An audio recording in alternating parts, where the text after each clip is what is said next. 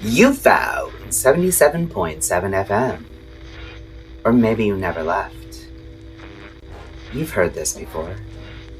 The way the air hums when it remembers your voice. The way the same song finds you, years apart, and still knows where to start. Imagine a bottle that keeps washing up on your shore. And every time, it still has your name on it. Maybe you threw it once, maybe you never stopped. Repetition can be mercy, or it can be the longest punishment. The only difference is rather you listen differently this time. Maybe comfort and curse share the same loop. Maybe every rerun is just a second chance to hear what we missed. Tonight we examine loop signals, time bending back on itself, where memory skips, where meaning echoes, where the line between deja vu and destiny blurs until it hums. Stay tuned. We're right where we've always been. 77.7 FM, the frequency that matters. Welcome back to The Signal. This is Between the Dials.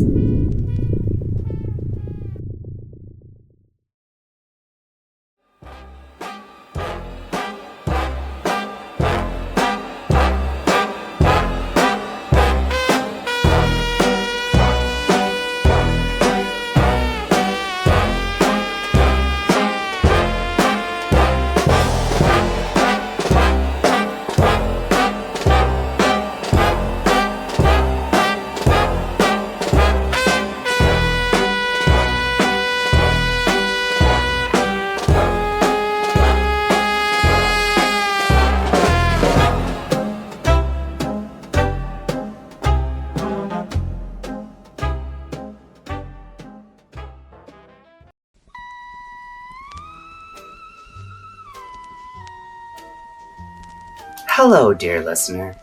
It's nice to know you came back. Assuming it's not a whole new batch of strangers tuning in. If it is, welcome. You're listening to Between the Dials, and this portion of the show is our Static and Sentiment segment. For those who don't know,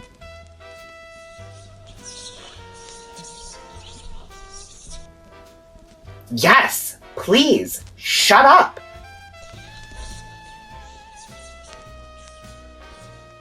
Can't you see I'm live?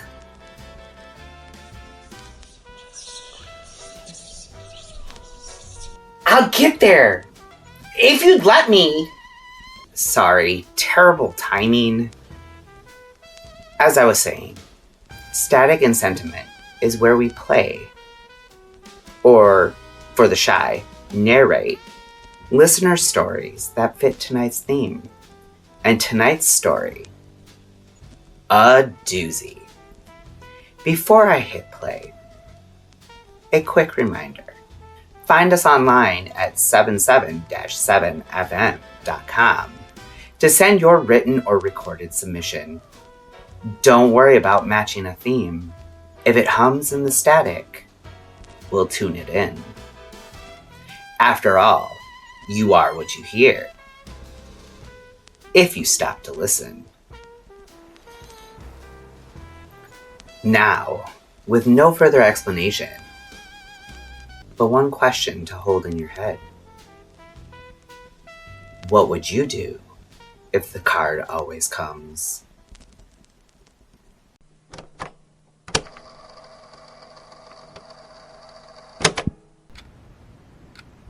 I'm not sure if it's a loop or a leak.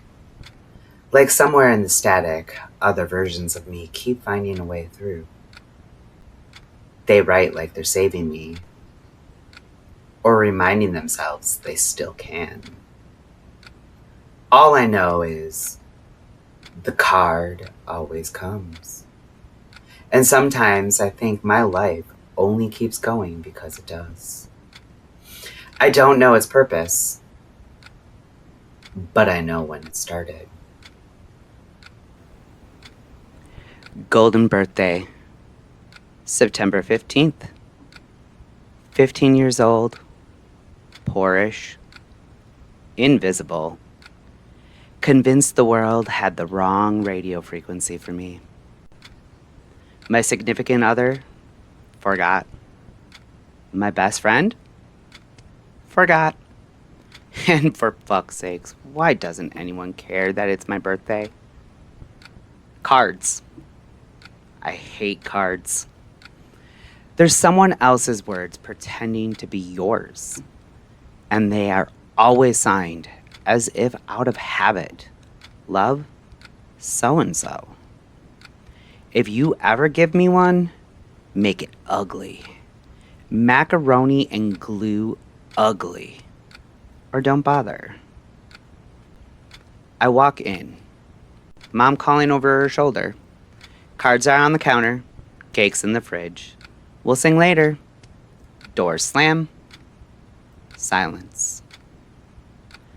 I thumbed through them like invoices. A few dollar bills from relatives. A smile from no one in particular. And then one envelope with no return address. Inside, a hand-drawn portrait. Older me smiling like they knew something. Hey, you. You don't know it, but they love you. They mean well. You'll understand when you're older why it's hard for them to connect. For now, know you are seen. You're still here, and that's the first step. Love, and this isn't the habit kind. Your secret admirer. What would you have done? I panicked and filed it straight into the trauma cabinet. Who writes a note that sounds like therapy and a threat in the same breath? And why? God help me. Did it make me feel seen? So I played detective. Spoiler. Detectives get punched. By last bell, I looked like a cheap blush commercial. For a card that promised I'd be okay, it sure wrecked my social standing. Still, high schoolers forget fast, and so did I. September 15th again. Alarm at 6 a.m. Furnace heat. Fogged mirror. Scalding shower. Driving test day. Passed first try. Lunch with Mom. Dad sounded like he was swallowing tears. Dinner. Cake. Stack of cards. And there it was. The envelope. Same smudge. Same paper. Inside, hand-drawn balloons made of car keys. Congratulations, you passed. You're still here. My exact keys. My brand new license photocopied inside. How? Who? Why?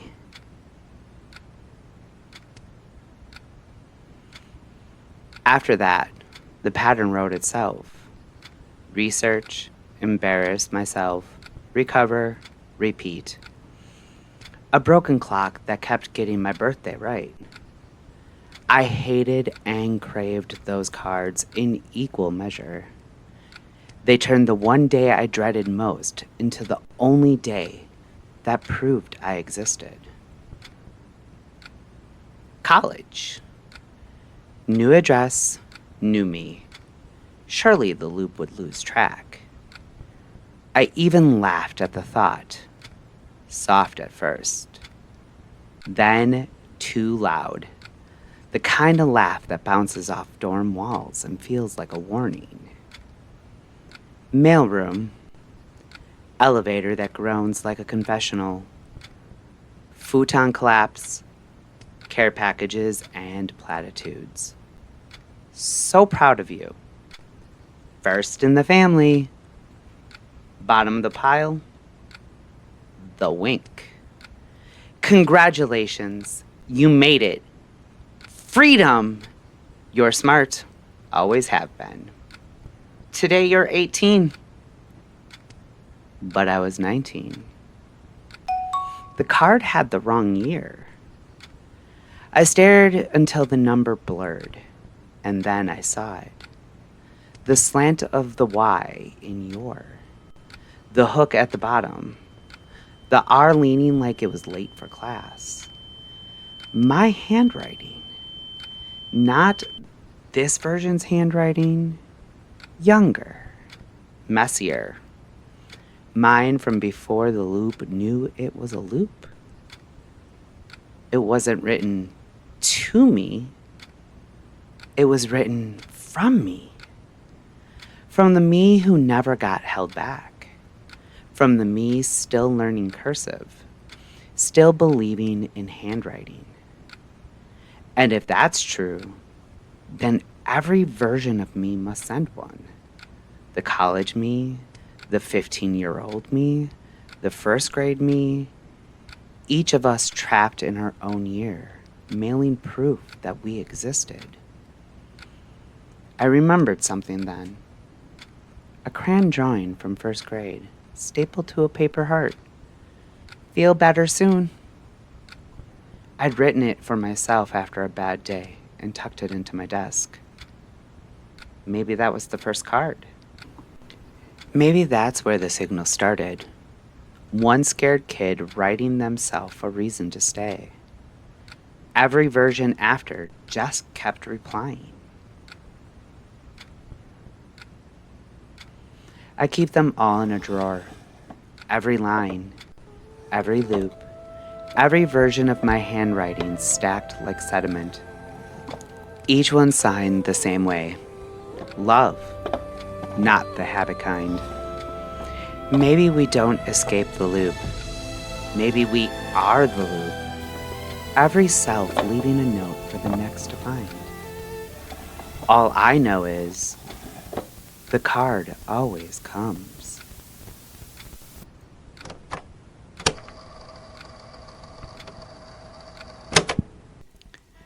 That was The Card Always Comes, submitted by a listener who didn't leave a return address. Fitting, right? Up next, a different kind of loop, a signal that forgot it was dead. Stay tuned for Cornfed frequencies, only on Between the Dials.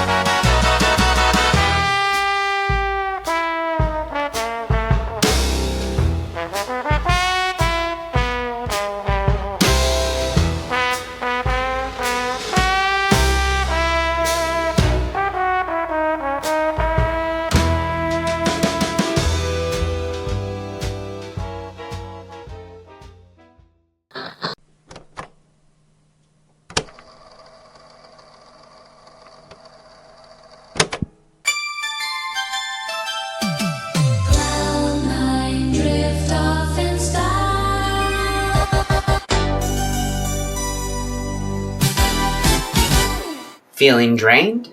Step into comfort with cloudnine, the weighted therapy hoodie that feels like a nap you can wear. Each stitch is designed to whisper, "You deserve rest." Find your calm before it finds you.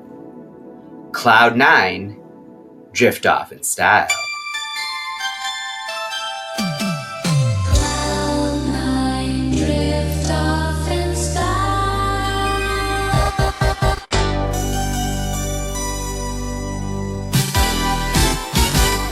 Feeling drained? Step into comfort with Cloud9, the weighted therapy hoodie that feels like a nap you... Wait, didn't we already say that?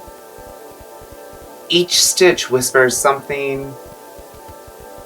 You deserve rest. Find your calm before it finds you again. Cloud nine, drift off in the stars.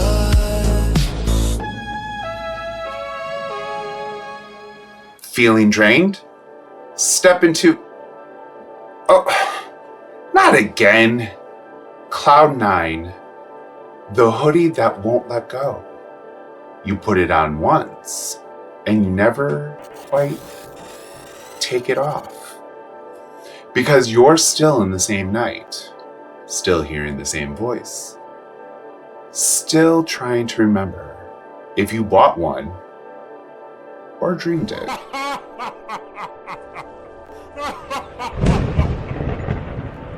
Cloud 9. Rest is relative.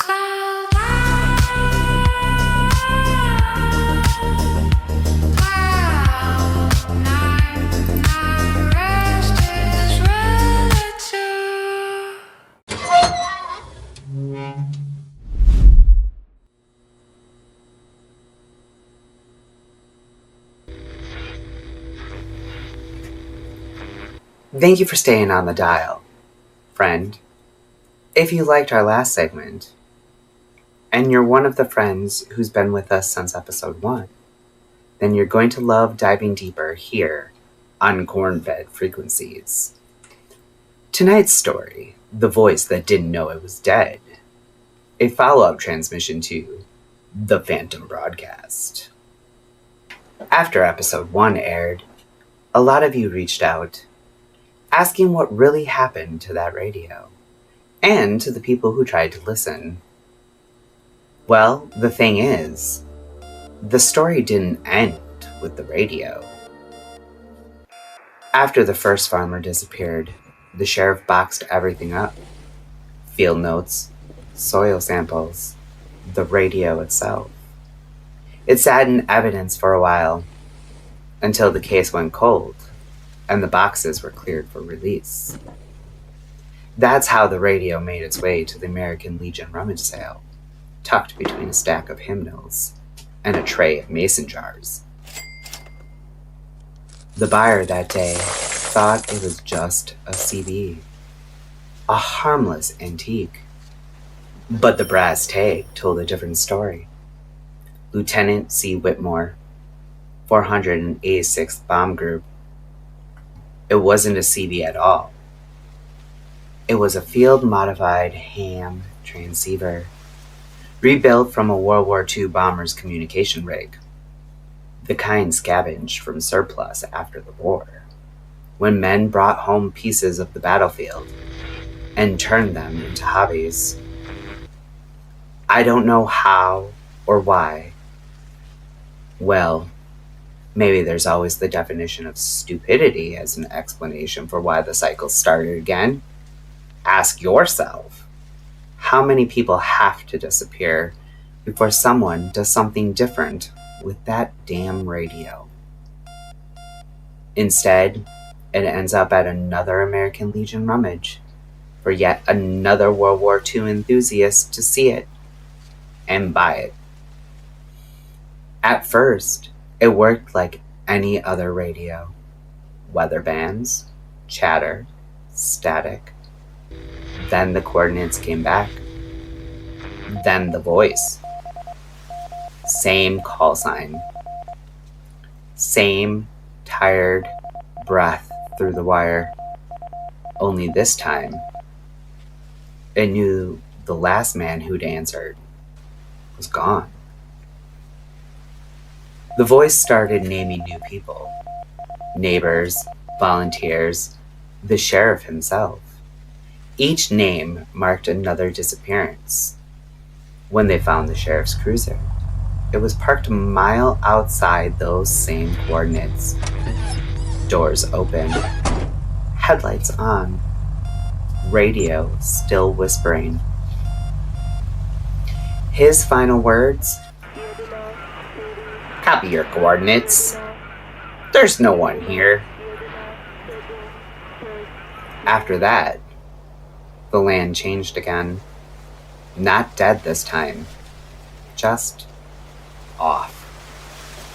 Corn that grew too tall, too fast. Harvest came early, and by the time the ears were ready, they'd already rotted black inside the husks. Anything metal started to hum. Tractors, fence posts, church bells. Like the whole town had been tuned to one low frequency. The new owner tried to fix it. He thought maybe if he responded, he could help whoever was calling. That's when the voice spread. CBs, ham rigs, weather bands. It started bleeding across everything. By the end of the month, the whole town could only talk through that frequency. And the ones who tried to shut it out, well, they're the names you see on the missing person flyers. Some say it's a trickster spirit, a thing that feeds on attention, wearing a dead man's voice like a uniform. Others say it's the lieutenant himself, still trying to make peace with the woman he betrayed in Europe. But my theory of the truth is worse than either. The curse was meant to keep the lieutenant trapped in his final moments, searching for forgiveness by finding the Roma child he'd left fatherless. Unfortunately, he died not knowing his fiancée back home was pregnant. The coordinates he thinks he's sending for his crash site and the town of the family he left in Europe, the only places he still remembers, aren't what the farmers hear. The radio isn't in Europe. It's here, stateside. And here, there's another child who lived without him as a father. Another child who grew up unacknowledged by a man who never made it home. Grew up on that same patch of soil. That's why the signal always points to this town, the one that bears his name. Every generation, the broadcast tries to bring him home, calling to blood that never knew it was being called. He's not reaching out to her anymore. He's reaching for the child he never met, and he doesn't even know it. Whatever started as a curse has gone on too long. The trickster rides the signal now, raising an army of echoes. And every lost soul, convinced they're close to breaking the loop, when really, they're just extending the range. The voice keeps asking for confirmation. Someone always answers, and every time, the circle grows wider.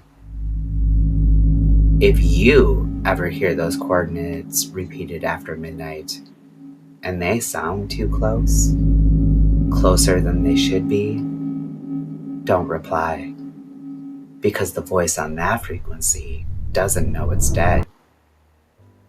It just knows it's home. And it's waiting for the next soul to confirm the coordinates.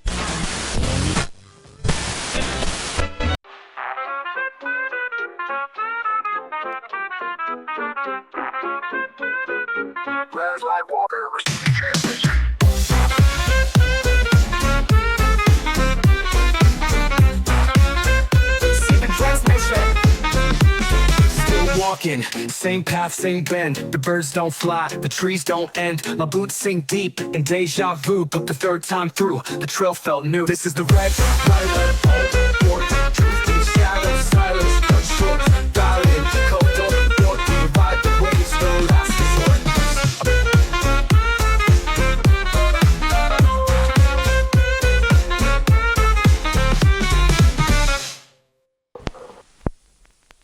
You're listening to 77.7 FM, the frequency that matters. Tonight's transmission comes in waves and circles. Red Rider is reporting live from the North Trail Reserve, where hikers have described a path that folds in on itself. They say if you start before dawn, you'll meet yourself coming back the other way before dusk. We have Red Rider on the line now. Red Rider, what are you seeing out there? Copy that, desk. Corners hold steady for now. The voice here doesn't echo right. Every sound gets back a bit late or early. The smells like snow that never happened. I remarked the tree on the first pass. 3 scratches with the tip of the mic stand. I found those mics twice now, but each time the fresher trail marker shed a little each loop. Be still wet on a post stripe of wood. The birds freeze mid-flight when I turn. The footsteps feel dumped over like I'm walking behind myself. The signal cycling, same carrier frequency, different content, like the radio streaming and I the keeps forgetting. Wait. Hold on. There's a tone under the noise now. It sounds like the frequency you heard last week. That Bob radio for the Cornfed case. That's Moore's pattern. How is that possible this far out? I hear my own voice in the delay, answering questions I haven't asked yet. Desk, if you can still hear me, confirm my time step ASAP. Red Rider, you just checked in a minute ago with the same report. Are you running a playback test? We're hearing you in duplicate. Negative, this is life. Wait. I can see myself ahead on the path. We're getting another feed from your channel now. Slower. Off speed. To control the roots collapsing inward itself.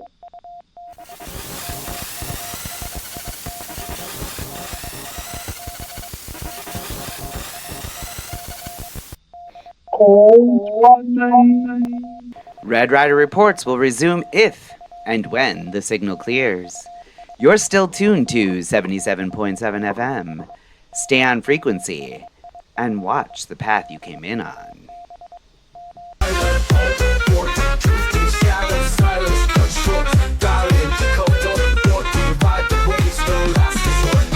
A branch was missing, a rock was red. A whisper echoed words I said. The signal blinks, repeats its code, but now it hums what I never told. The loop isn't broken, but I am. Still I tune in, still I transmit. Just to hear what version of me responds. This is the Red Rider report board. Truth and shadow, silence cut short. Dial in, decode, don't abort. We ride the waves, no last resort. Between the dials, beneath the storm, the truth reshapes, it doesn't conform. Red Rider fades, but never gone. The signal returns at each new dawn.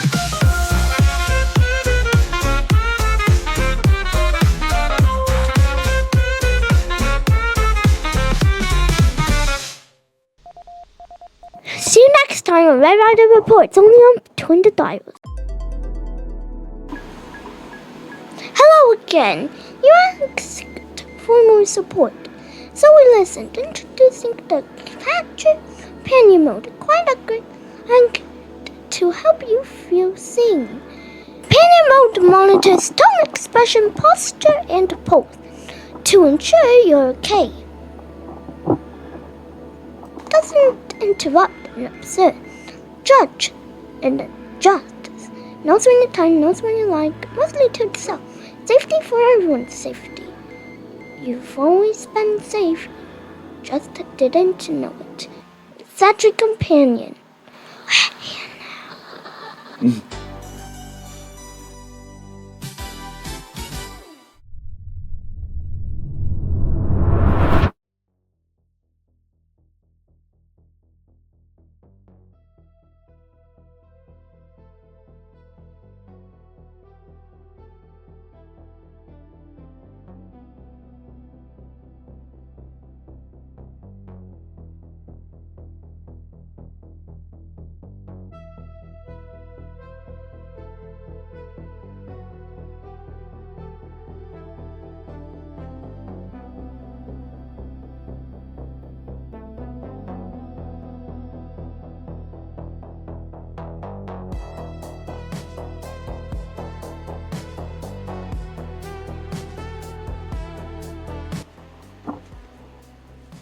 Welcome back to Between the Dials on 77.7 FM.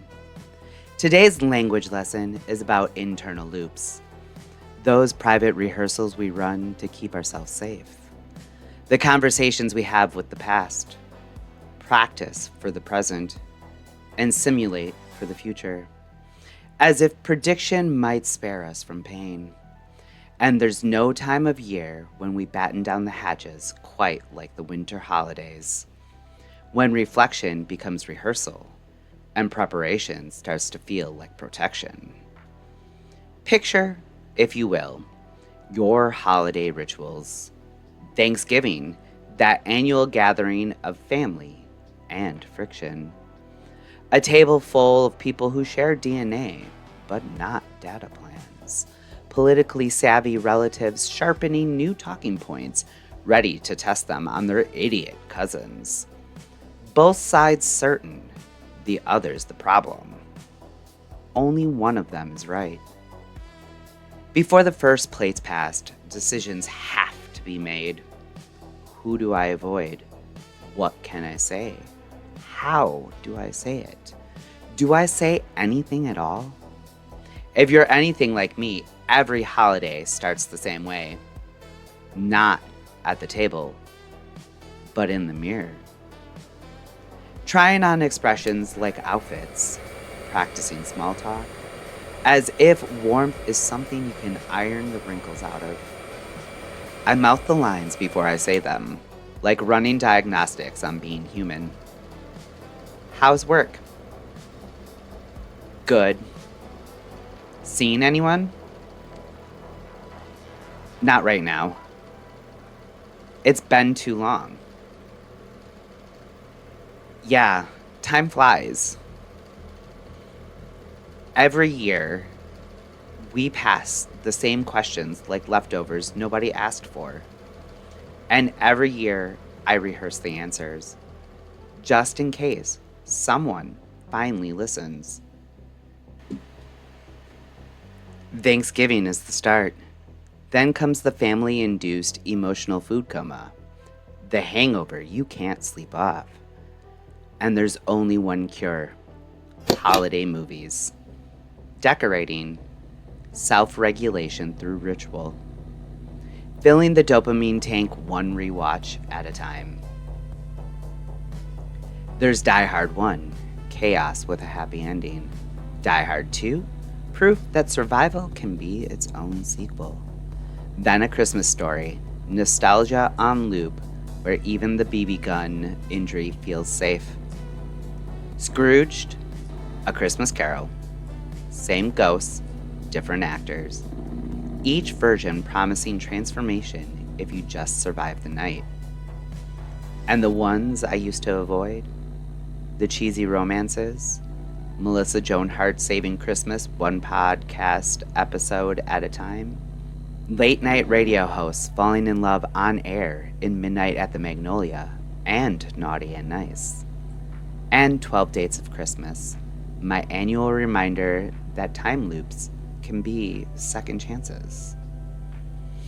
I used to mock them for being predictable. Now I realize that's the point. They're practice runs for hope. Emotional muscle memory for people who need proof the signal still gets through. Because maybe love is a loop.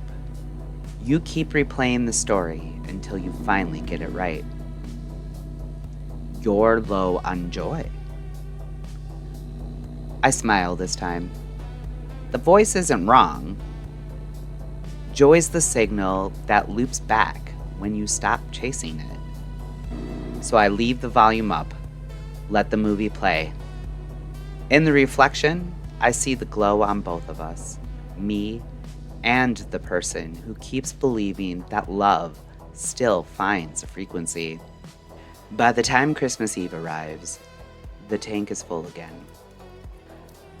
The lights are up, the movies have done their job, and the house hums with the soft buzz of anticipation. We still batten down the hatches, but this time it's not about hiding. It's about preparing to connect. When my immediate family gathers, it's a well-rehearsed play. The same stories get dusted off and retold like treasured ornaments, the embarrassing ones especially. The bike crash, the bad haircut, the year I cried over socks. Each memory loops back, and I practice how to hear them without reliving them.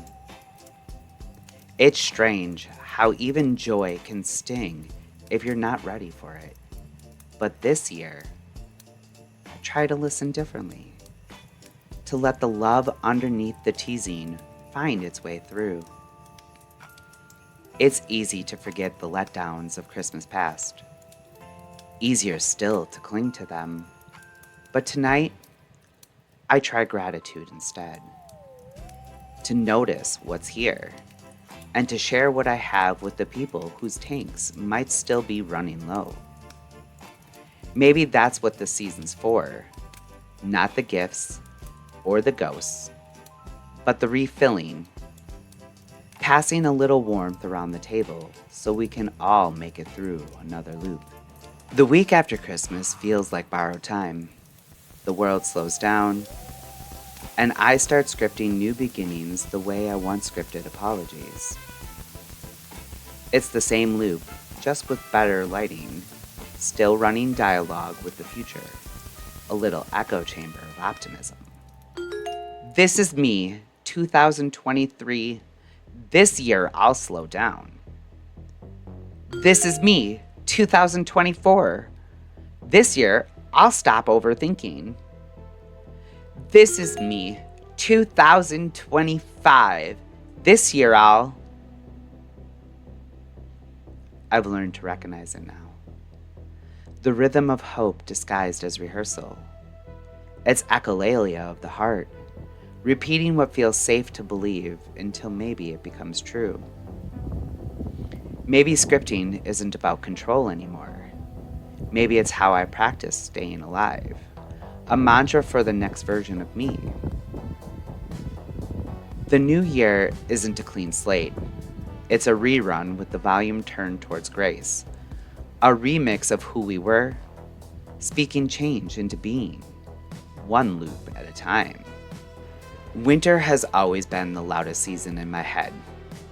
The world goes quiet, and the static turns inward.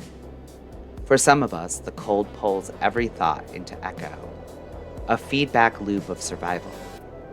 And for the neurodivergent, winter turns every echo up to 11. When the light disappears early and the brain starts rationing dopamine, we script to stay steady. We plan every interaction, rehearse every word, as if foresight could fight off frostbite. It's not weakness, it's wiring. A way of keeping warmth where the world has gone dim. So if you catch yourself looping, replaying old scenes, rehearsing new ones, talking to the mirror like it might talk back, know this. You're just keeping the signal alive through the static. You're tending the pilot light. It's all the same signal, really. Scripting, echolalia, looping, different names for the brain's way of studying itself. What sounds like static from the outside is stimming on the inside, a rhythm the mind builds to find its own pulse. Each repetition releases a spark of dopamine, a quiet act of self-rescue disguised as noise. Not everyone who lives in this frequency can hear it yet. Some still think the static means something's wrong. But I've learned it's a dialect, one my brain speaks fluently even when my mouth forgets how. Understanding that doesn't make the winter easier. It just means I know what the sound is and why I need it. Spring will come. The script will soften. But for now, repetition is how we remember we're still here. because static is a language, and in winter, it's how we speak to survive.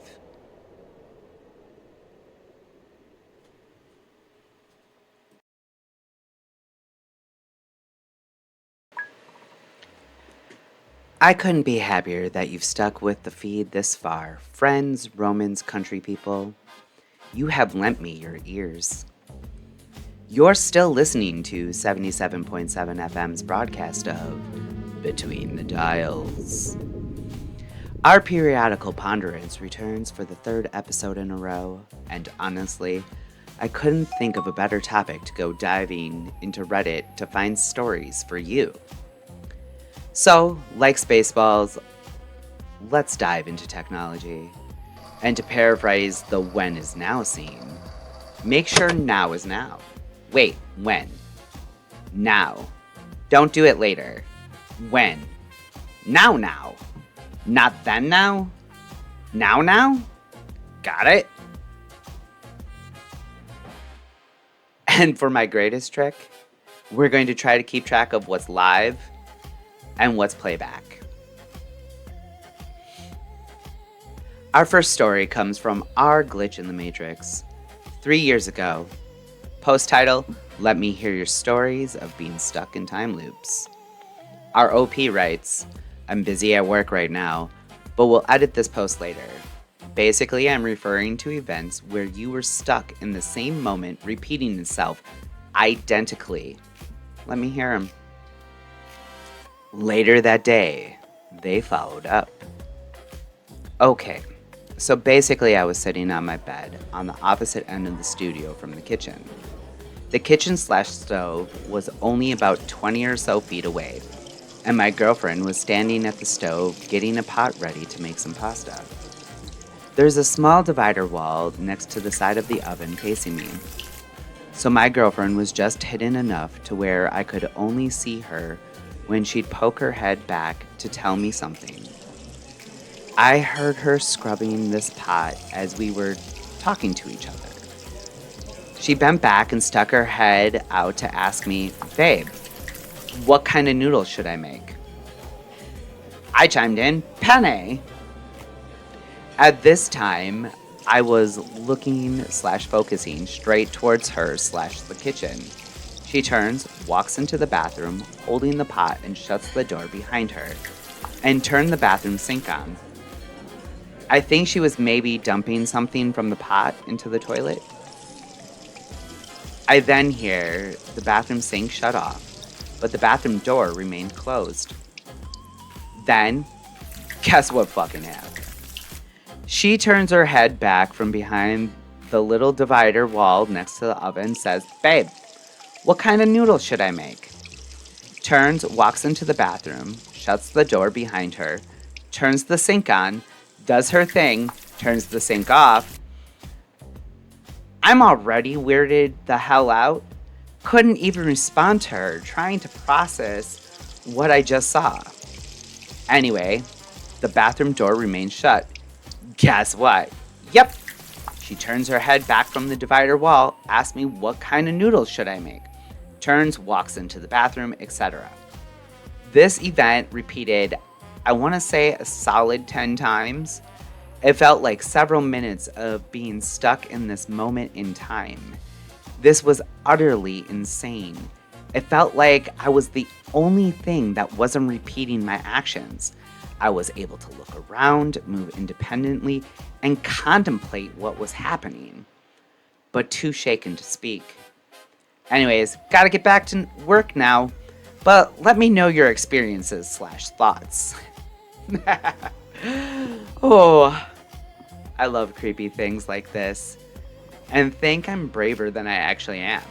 With that in mind, dear listener, I would have been like the guy in every found footage horror film who knows it's time to leave but still decides to check it out. The moment the noodles hit loop number 3, I'd be gone. Pasta be damned, because that's when you stop asking, what kind of noodles, and start asking, what kind of timeline is this? And honestly, if reality wants to glitch, It can do it without me standing in the kitchen acting like dinner's still on. But in hindsight, so many questions. Did OP get their pasta? Were they even hungry yet? Right?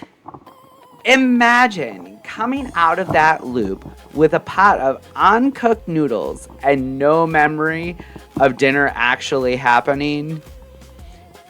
Do you eat after that? Or just stare at the pot like it's radioactive? At some point, you've got to wonder if hunger even resets with the timeline, or if your stomach's the only part of you that remembers what time it is. I mean, in every loop story in pop culture, the looper finds a rhythm, starts testing boundaries, or tries a million ways to end it. But either way, the creep factor should have ended after the first 3 loops. I'd have started a journal, keeping data points, seeing if I could disrupt the pattern.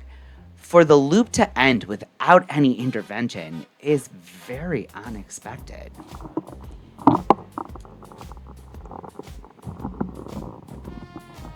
Exactly.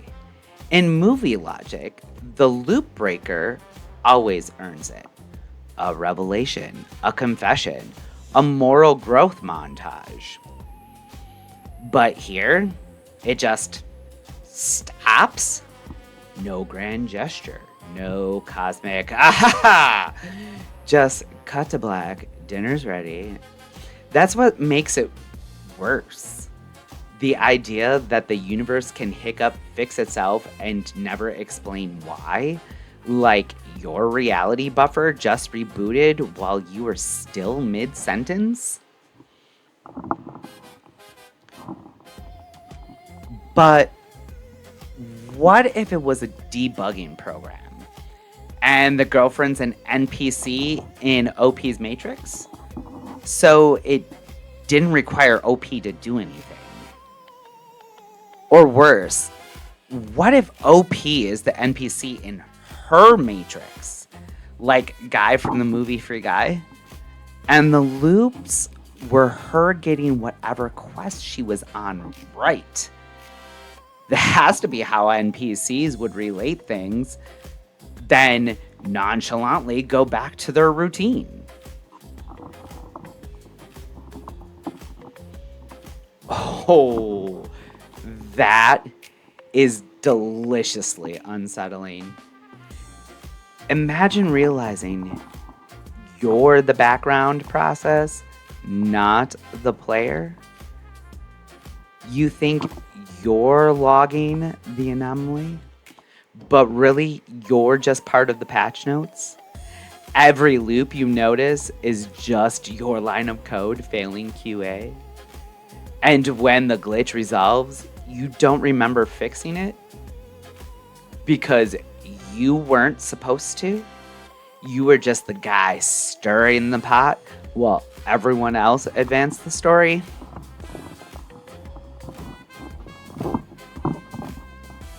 Well, that's a great bridge to our next and final story of this segment. From our depersonalization posted 5 months ago. Title, Deja Vu Time Loop. Feeling, is this normal? This one's technically a question, but really it reads like a story from our OP. So I have these moments where I feel extreme deja vu about everything I do.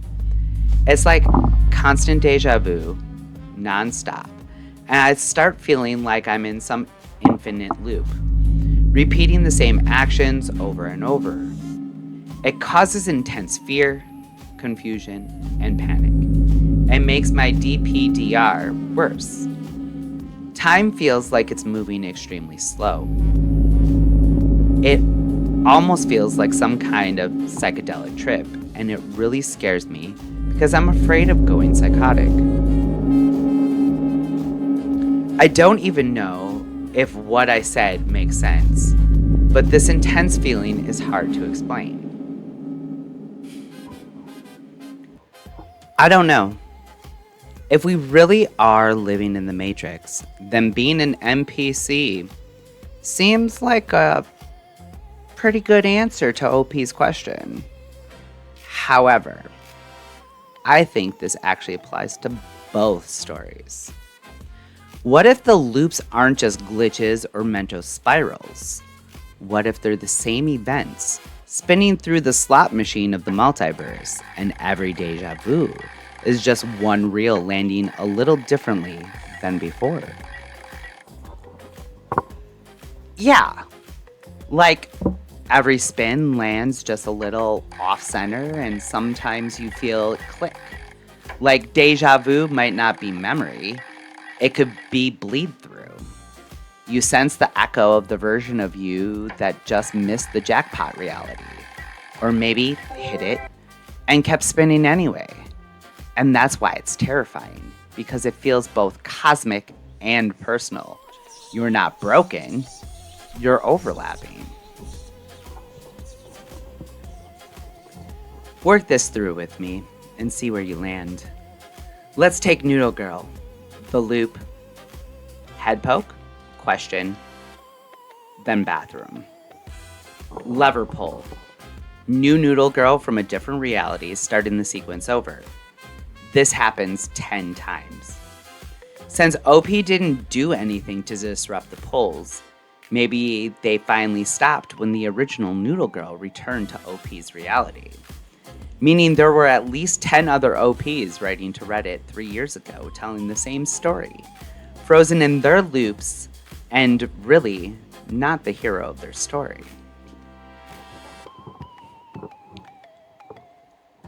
Okay, but what if the lever pulls isn't mechanical at all? What if it's perceptual? Like each pull is a consciousness resyncing with its timeline. Think about the second story, the one where time slows down and déjà vu stretches into panic. Maybe that's what the lever feels like from the inside. The universe doesn't need a slot machine handle. It just needs a moment when awareness lags behind reality and hits refresh. 10 pulls could mean 10 failed syncs. 10 consciousnesses trying to realign with the right reel of events. The loop ends not when the right Noodle Girl returns, but when perception finally catches up to where it's supposed to be. So maybe OP wasn't frozen, they were the ones still buffering while everyone else had already loaded the next frame. And that dread, that déjà vu panic, is the cost of remembering the reload. Or maybe the lever isn't punishment at all. Maybe it's mercy. Each pull could be the universe giving us another try, another alignment, another chance to get the timing right. Noodle Girl and OP might not be broken pieces of code. They could be two signals trying to reconnect after a disconnect. Noodle Girl and OP might not be broken pieces of code. They could be two signals trying to reconnect after desync. And for the second story, the panic, the déjà vu, the fear of slipping, maybe that's what it feels like when your consciousness is catching up.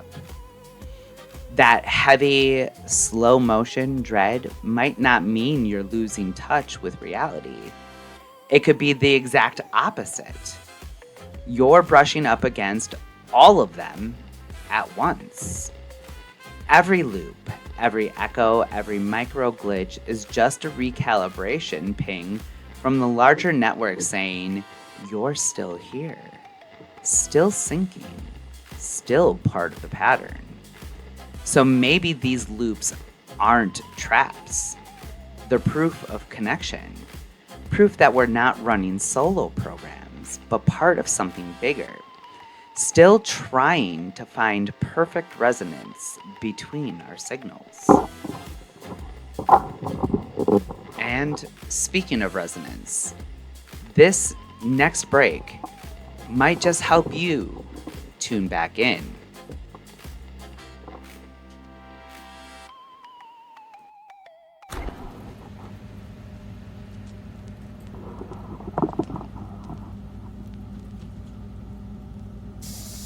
Every morning, same espresso, same sound, same routine.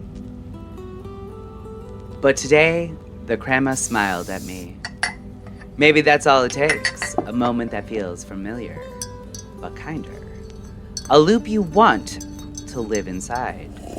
The hanrose espresso machine remembers how you start your day. Not the data kind of remember, the way your favorite mug does. Warm, steady, ready when you are, because sometimes routine isn't a trap, it's an anchor. A small act of staying human. Hanrose. Taste the calm. Stay a while.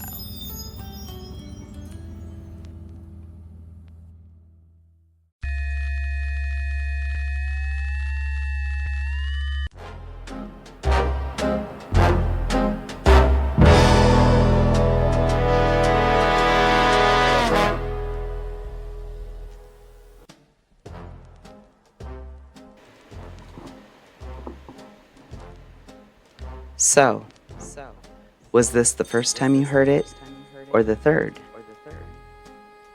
Maybe that doesn't matter. Maybe the loop isn't punishment. Maybe it's the reminder. Some loops are prisons. Some are paths. You only know which when you stop trying to escape. You didn't leave the cycle. You just learned its rhythm. And now you can hear it everywhere. In the hum between thoughts, in the echo of your own name. Whether the loop breaks or bends, both can be true, until you listen again. What you hear is who you are, if you dare to listen. Next time on Between the Dials, when the line goes silent, who's listening back? Dead Air examines the rituals we keep for the gone, and the hum that lingers long after goodbye. You've been listening to Between the Dials, a 77.7 FM production. This episode of Looped Messages/Signals was written, voiced, and produced by me, Stephen Carter, featuring Lane Carter as Red Rider. Creative support by Angie Carter.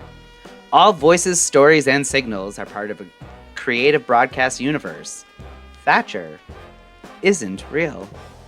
And I'm not paid for the ads of the products that are real. Yet. For behind-the-scenes looks, visual loops, and full transcripts, please visit www.77-7fm.com. You can follow Between the Dials on Instagram, TikTok, and YouTube at 777 The Dial is Open, or find all episodes wherever you get your podcasts. If something about this loop stayed with you, if you heard a reflection worth sharing, tap follow, pass it on, or replay it when you're ready. Every listen rewrites the pattern. Every share starts another signal. Until next time, remember, the loop isn't over. You're just in the dot over the I. May your signals stay clear. May your frequencies find their way home. And may you always recognize yourself between the dials.